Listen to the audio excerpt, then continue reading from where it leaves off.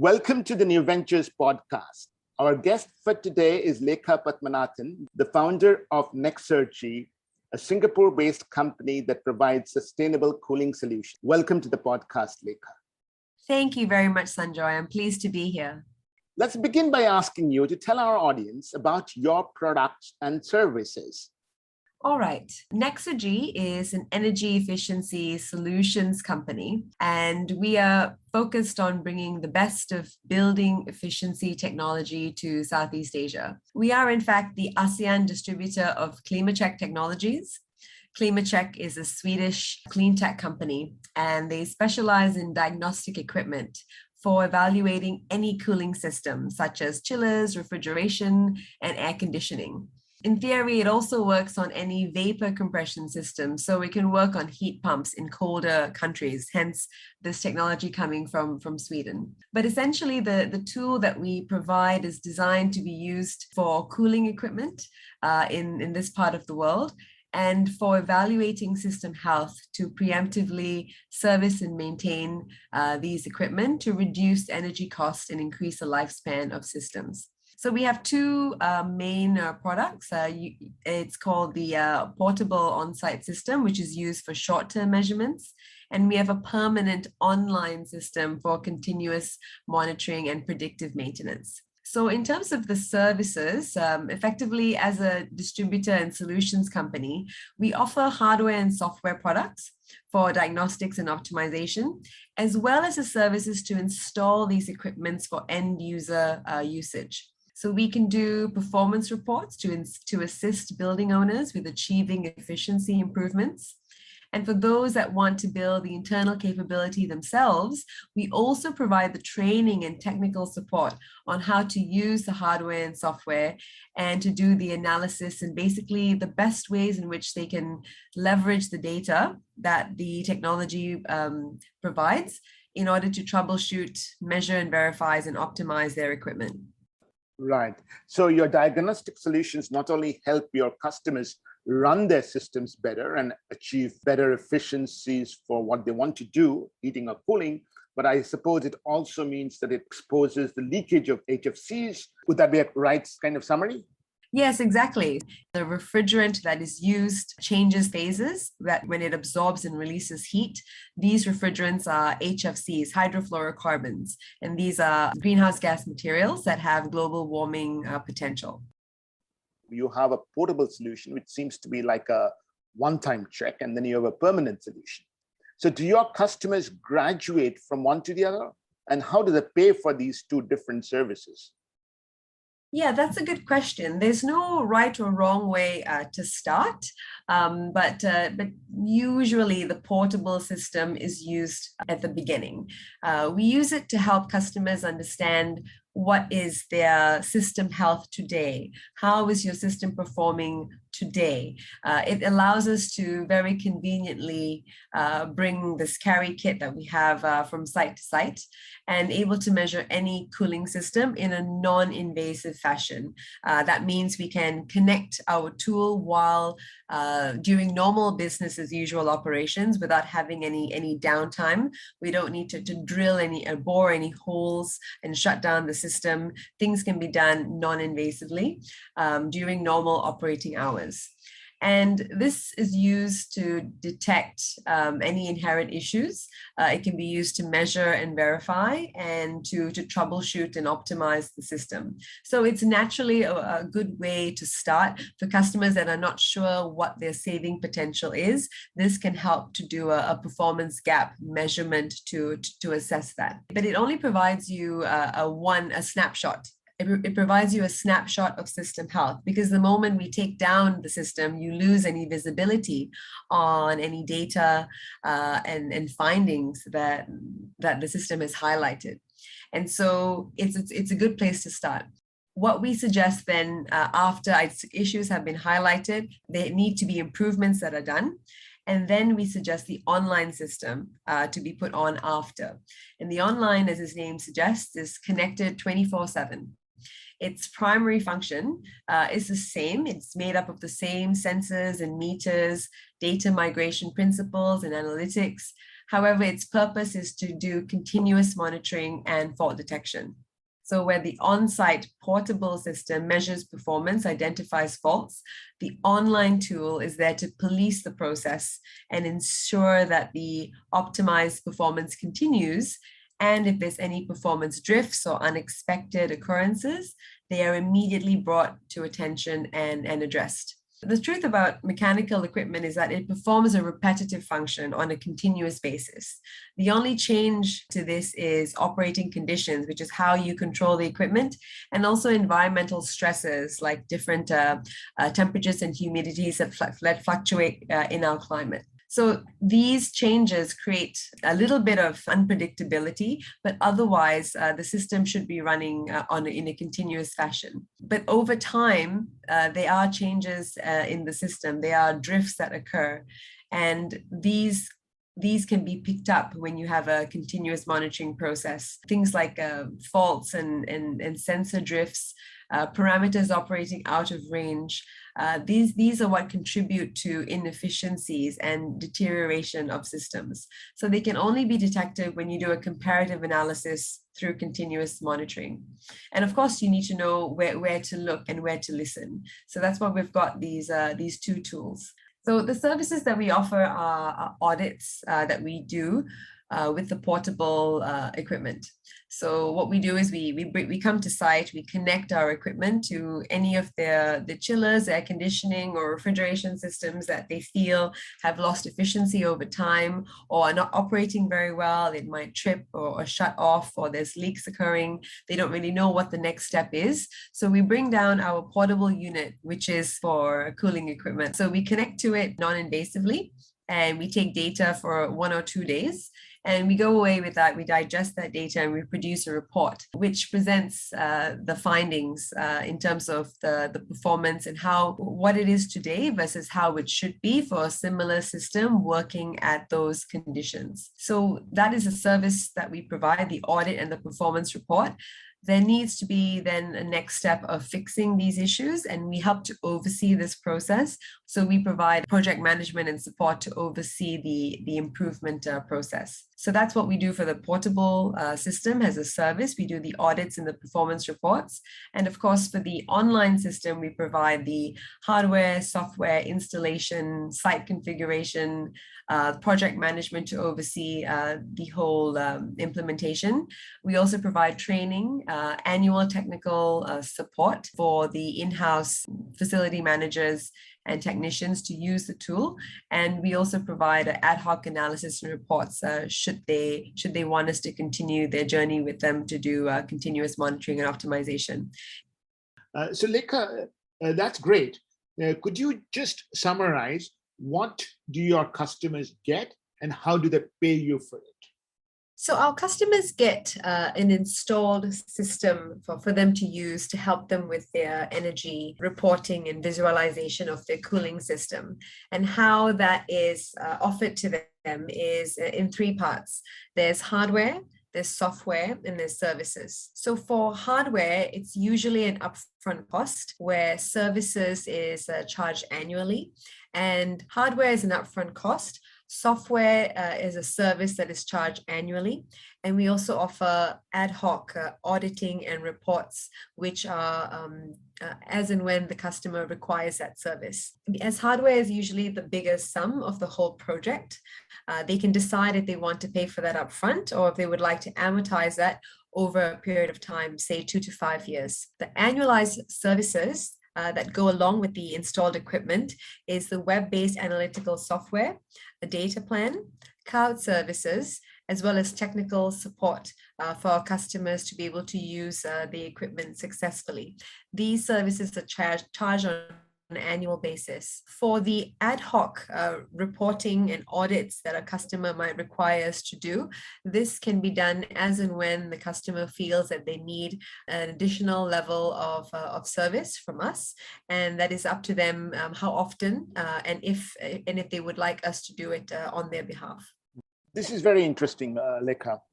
One thing that many energy efficiency companies do is that they sort of provide customers an opportunity to pay from the saving. You don't need to do that. That's called the ESCO model. I don't hear you say that you need that model. Is that right?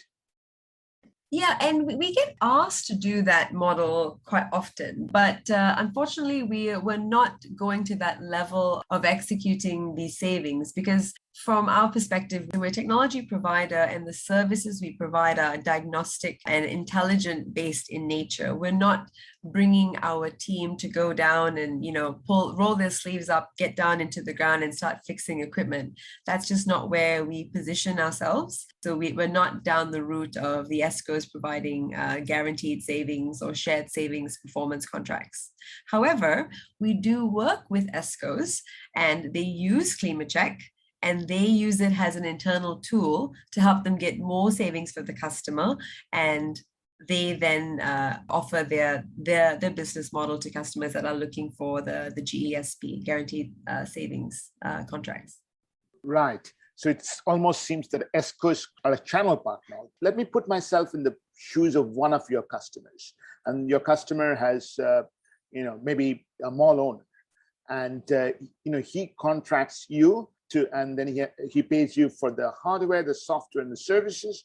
And then he, of course, has to have the engineering done either through his or her own team or through some third-party operator or maybe with the original equipment manufacturer. So, given these costs and given the saving, could you help sort of explain how your customers benefit? I mean, do you typically have to quote an ROI or some such measure? All our customers want to know what the ROI is on purchasing diagnostic equipment.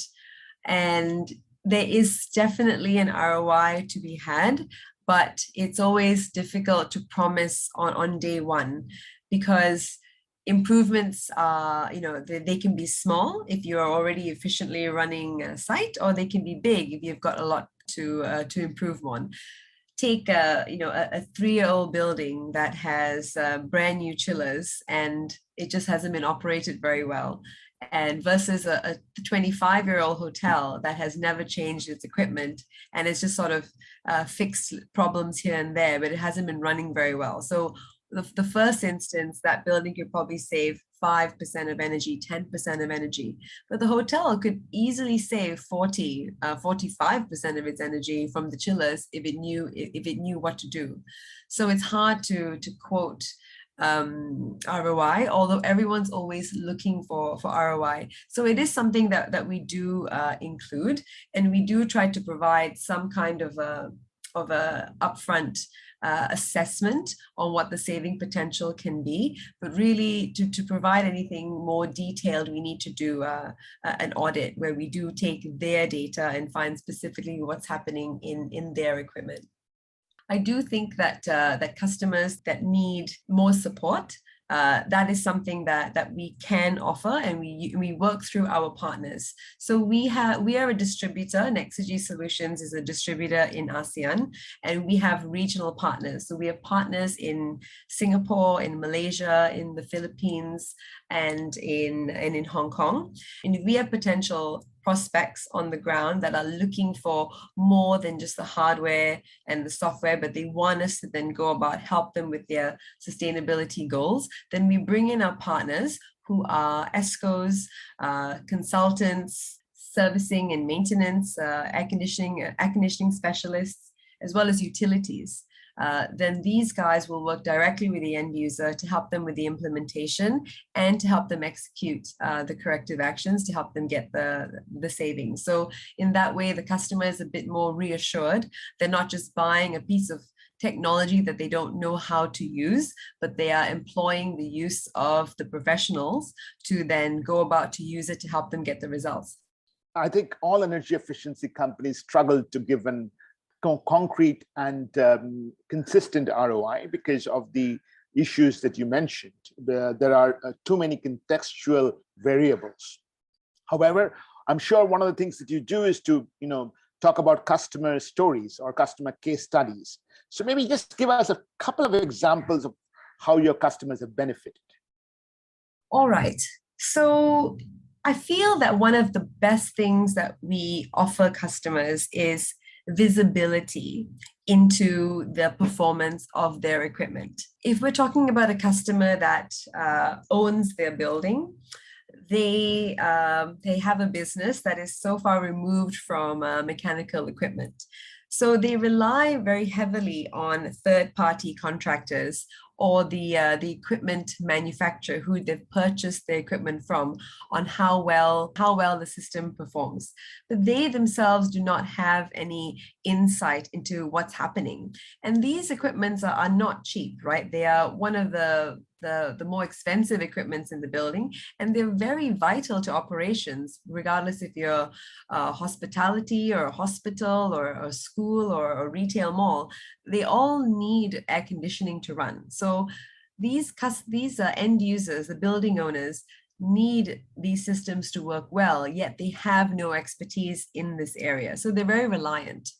However, the cooling industry or the industrial industry for space cooling, the industry in Singapore as well as globally is largely fragmented, and its players have misaligned incentives. While the building owners want the system to run and they want to use as less energy as possible, the people that are setting up the system and running it just want to do what was said in the original tender, which is to do the maintenance on a monthly basis and check off the boxes that come on the list.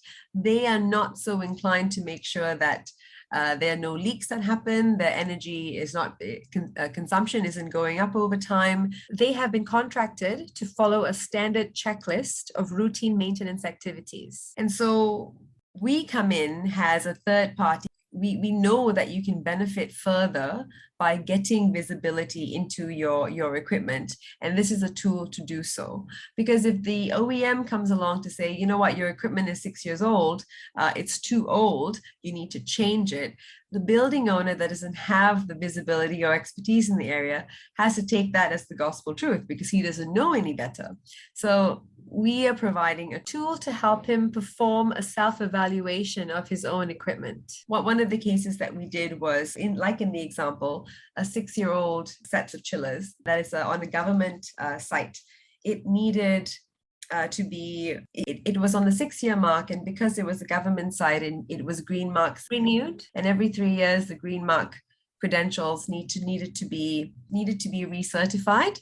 And so on the second round of certification, which is year 6, the system was not able to meet the efficiency requirements of that green mark standard.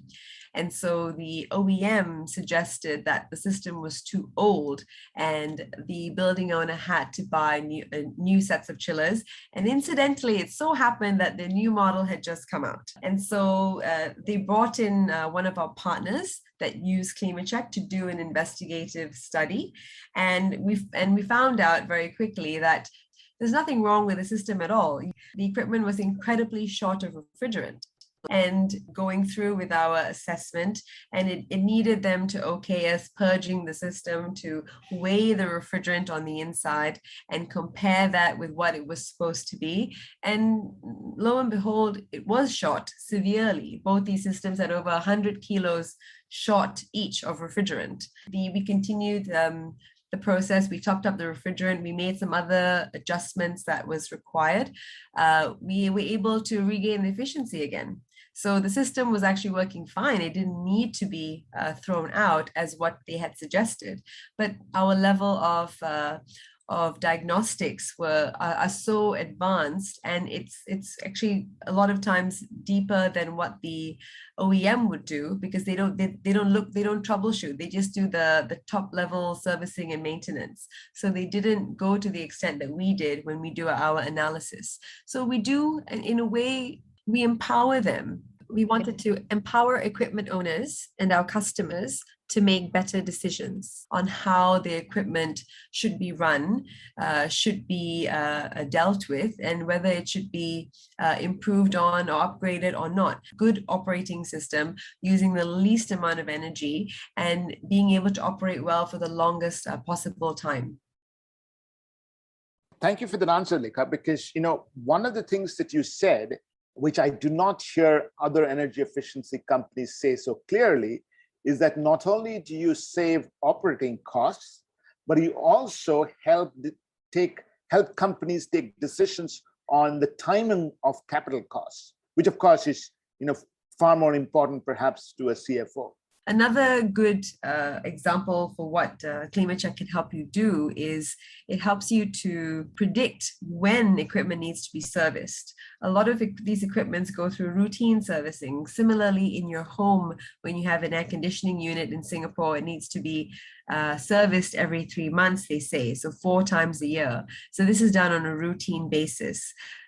These big industrial size cooling systems also follow a routine maintenance schedule, but it doesn't need to be because sometimes it's overly maintained and some components are not maintained enough.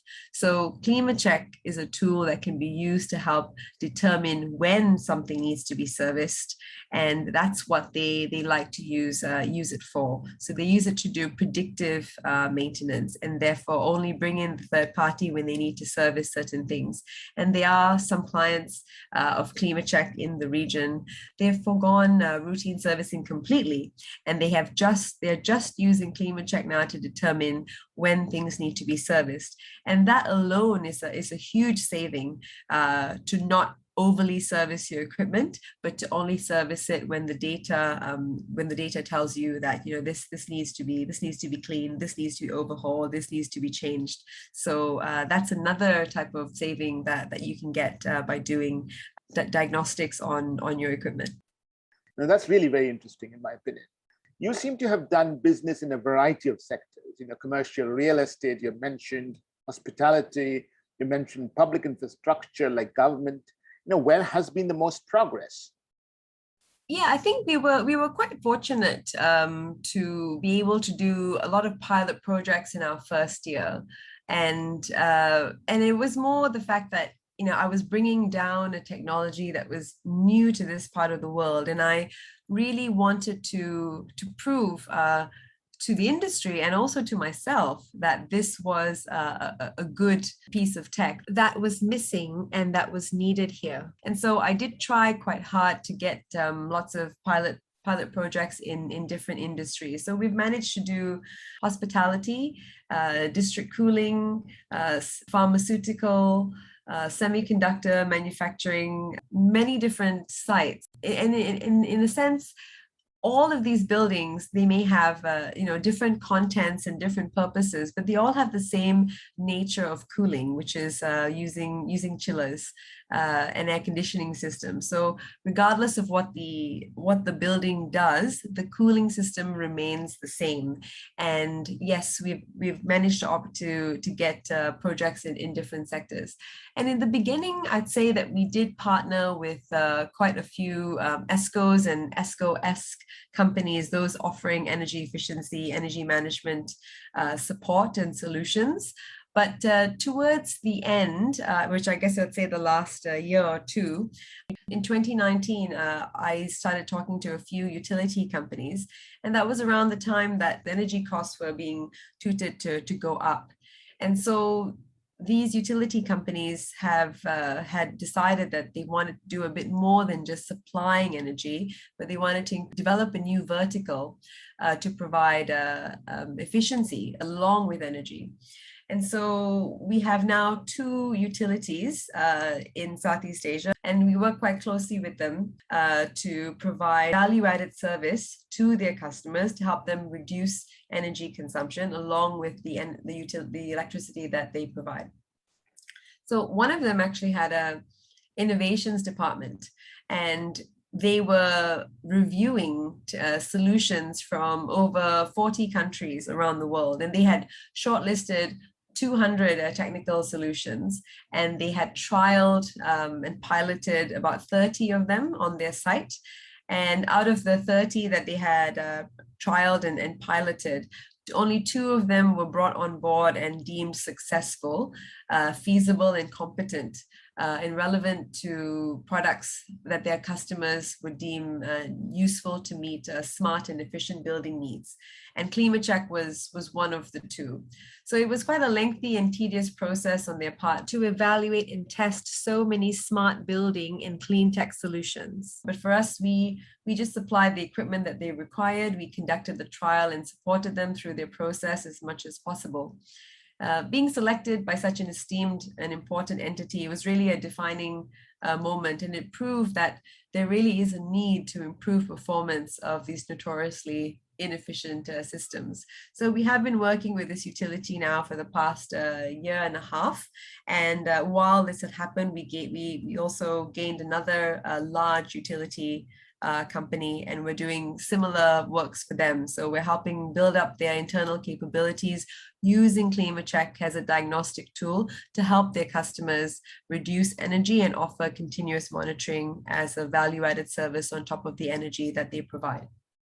This is obviously very interesting. Now your sort of strong partners are the utilities. So is it fair to say that today you have no specific focus in one of those sectors that we talked about, real estate? It is where the utility will take you to. Is that a correct assessment? As a distributor, we see we're better positioned to work with those that have the direct contacts with buildings and equipment themselves.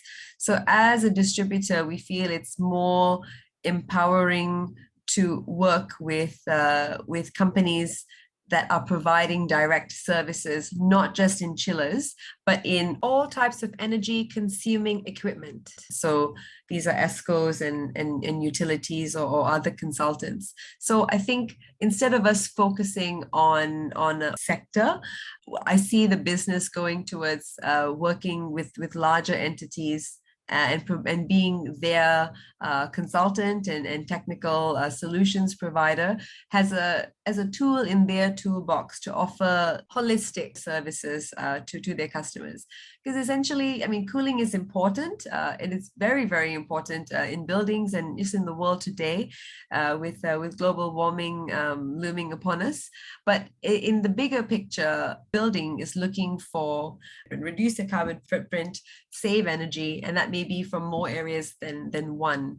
And while I started by working directly with end users just to prove that the tech was working and can work in different building envelopes, at the end of the day, in order to get more traction, more success and more implementation, working with a provider that has a deeper outreach, I think is the better way to navigate this, just because there are very good competing solutions out there, and sometimes it's not so much that the solution isn't very good and that's the reason it's not being adopted, but it's more, how can it be working together with other things? How can it be sort of slotted into the whole wheel of sustainability and smart tech for buildings? And sometimes having a network provider that can do more than just one thing is the way to go. And so far, that's where I've sort of found the improvements coming from in terms of our traction and outreach, is to work with someone that has a deeper sort of foothold in the industry with end users themselves and empowering them with the equipment to do that. Absolutely. This is obviously quite revolutionary, right? For a utility which makes money by selling electricity to actually help its customer save electricity is obviously, a very encouraging sign of the times. Could you let our audience know a little bit about the sort of thinking of these utilities? And I'm particularly interested in their innovation platform that you talked about. Yeah, you would think that, yes, a utility wants to make more money, and then to do so, they can do by selling more electricity.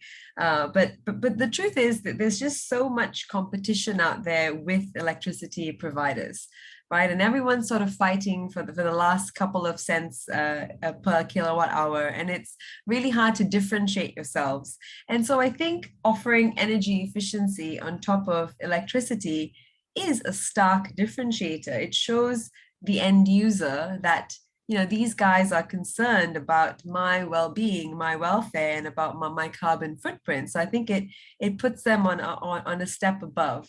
But also deeper than that, I've also learned that there's a cost to generating electricity. And that is by putting up power plants.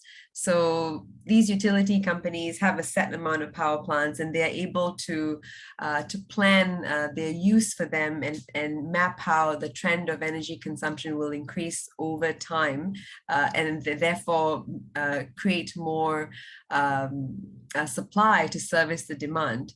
And if they are, and if the projections show true, where energy consumption could increase by, 3-4 times by the year 2050, it means they have to cough up a lot of money in the beginning to put up to implement these power plants. And power plants are not cheap. They take many, many years to turn over, to recoup their investment back. So by offering energy efficiency, not only do you negate the need to implement that second or third or fourth power plant, but you're pushing that back significantly by a number of years, and you're also increasing or creating a new vertical to bring in revenue into the business. So I think it's actually quite a smart solution that they have come up with. Very interesting. So obviously your technology provider, Climate Check, has developed a solution that does, that goes just beyond what OEMs can do, what ESCOs can do. It can provide advanced diagnostics. It can provide preventive maintenance services. So, and it's an interesting solution. How did your partnership with this Swedish company evolve? Yeah, so the company that I was working for before was an energy management company, and they used many different technologies. And so I always had my finger on the pulse when it came to energy efficiencies and technology, smart building tech. It was something that I was always quite interested in. And when I came across Climate Check, because one of our partners in the US was using it, I thought that this was absolutely brilliant. Why don't we have this here? Because every time I talk to a customer about helping them with their green mark goals or reducing energy consumption or operational excellence goals, it was always all about the chillers. Our chillers are not efficient, our chillers are really old, our chillers keep tripping, our chillers are very expensive. And so then I came across Climate Check. I thought, well, this is the answer. And it turns out that they were trying to venture out into this part of the world, and they needed a foothold in the ground, someone's local network to set it up, which is actually why I decided that, setting up Nexergy was the right thing to do. And so Klaus Bergloff, who is the inventor of Climate Check, had come to the region several times, and he had done some projects around here. He knew Singapore. He knew a few of the businesses out here, and he gave me a lot of support to set this up. One of the things that drew me to Climate Check was actually their pace for innovation over time has rapidly increased. So Klaus himself is the one he's the inventor of Climate Check, and he patented the thermodynamic method that we use in the Climate Check tool in 1986. So that was quite a number of years ago, and he did this when he was doing his master's thesis in thermodynamics. And when the company founded themselves in 2004, it was at the time quite revolutionary to use tools like this to do on-site, on-field diagnostics in equipment. But he managed to put together a lot of good sensors and meters going into a little data logger to do the analysis into a software in the PC. But over time, as new technologies became evident, they became affordable. he slowly started moving all of this analysis into an online platform. So he developed the IoT platform to bring in all the data, the gateway to send it into the cloud, and the analytics capabilities that was capable to deal with this type of data. And so over time, they've continually improved their equipment, their processes, and even right now, we've just come up with new wireless sensors. They were wireless sensors on the market before, but they weren't really reliable. And now we've come up with better ones to help with taking in data points from other types of equipments around the chillers that also help with the cooling. So they are a company that is brewed in innovation. I feel they have really sort of taken this, progressively upgraded the system over time. So I work quite closely with them. I'm their distributor for ASEAN, and they have about 15 other distributors around the world. So how it works is they work directly with the distributors to provide the product to them and to provide any software updates and firmware updates that's needed. And the distributors are the one that work directly with our partners, our project partners, or the end users. So that way they focus on the distributors, and we are able to focus on building up the partner network in our areas. You're right, Lekha. I was looking at their website, and it obviously appears to be a very innovative and entrepreneurial company. Seems to be a very nice partnership between two entrepreneurial organizations, yours and theirs. And I'm sure it'll make a large impact on the ASEAN market. Which brings me to one question. You're obviously, you're not only targeting the market in Singapore, but you've already mentioned that you have partners and customers in other parts of the Asian region. Where is the bigger opportunity, in Singapore itself or in the other large urban centers of the region? Being based in Singapore made me really want to focus in Singapore, because Singapore is a little red dot, but there's still quite a lot of industrial work that happens here. Lots of commercial buildings, lots of people for a very small nation.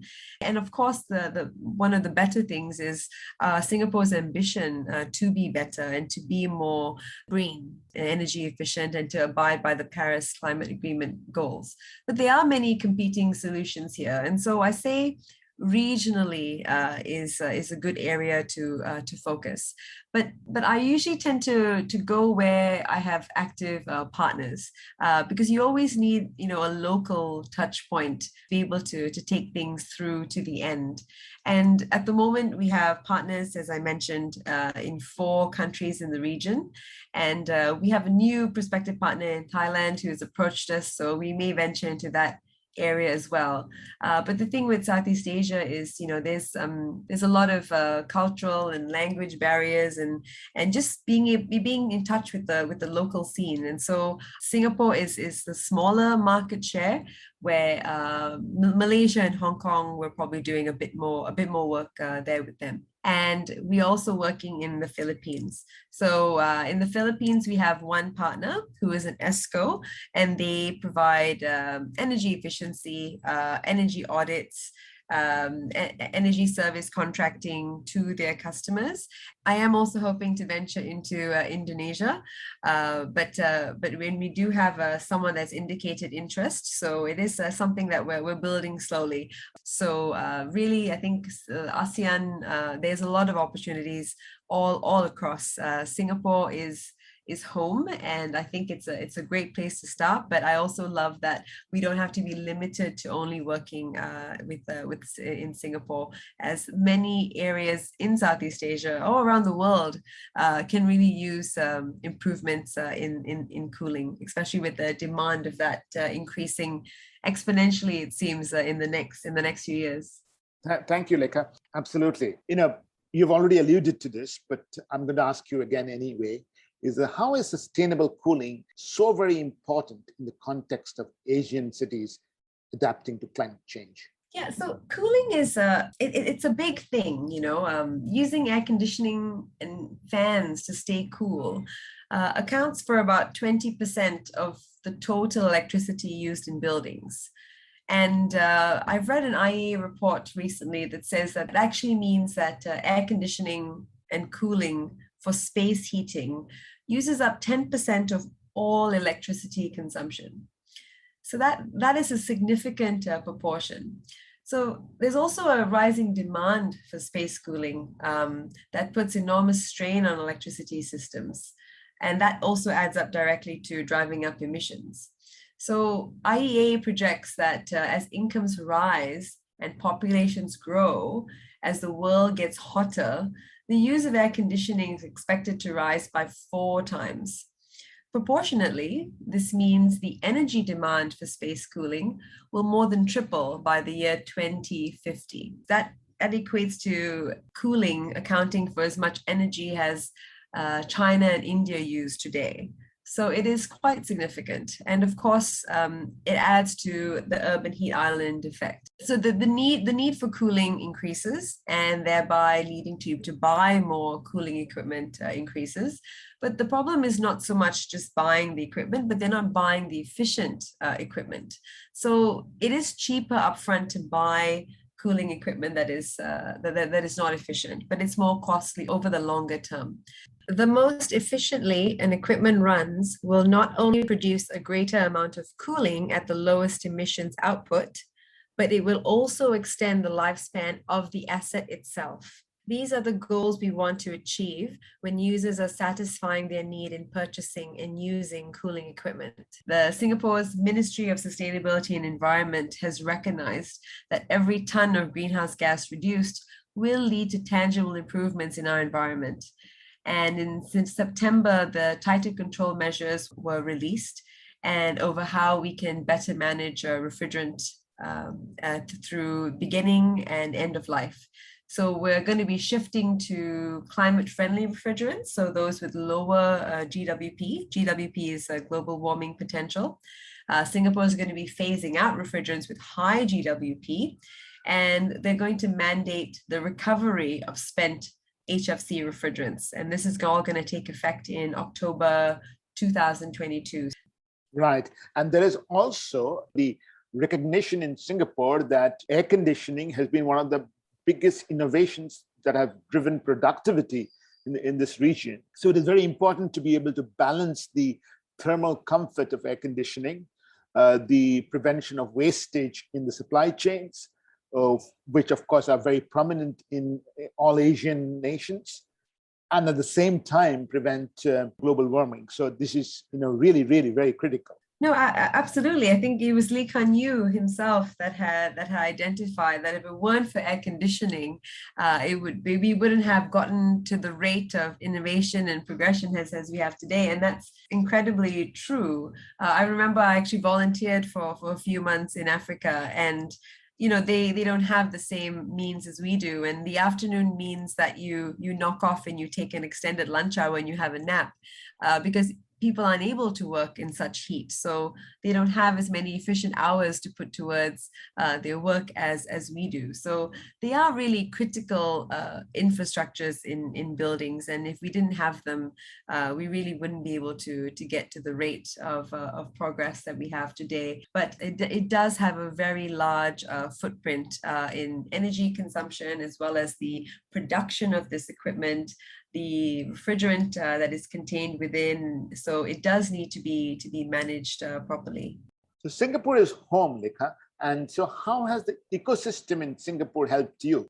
So we're very much a startup. Nexergy is going on its 4th year soon. It's a very startup-friendly nation. New solutions here are always, evaluated and with interest.